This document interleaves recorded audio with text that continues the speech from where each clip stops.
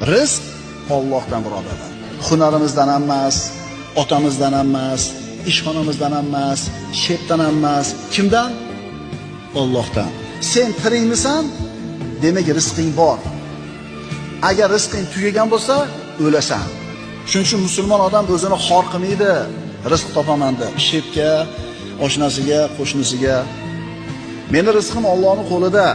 Seni ishxonangda ishlamasam, boshqa yerdan Alloh rizqimni yetkazaveradi deydi. Agar iymoni komil bo'lsa, rizqini Allohdan yegan. Shep, meni haydamang, men нужна эта работа deydi. Menga kerak shu ish deydi. Haydamang deydi. Alloh taolo rizqni bitta eshigini yopib qo'ysa, boshqasini albatta ochadi. Chunki siz tirikmisiz? Robbis subhanahu va taolo sizni rizqingizni o'zini zimmasiga olgan. Xotirjam bo'ling, qo'rqmang, cho'chimang.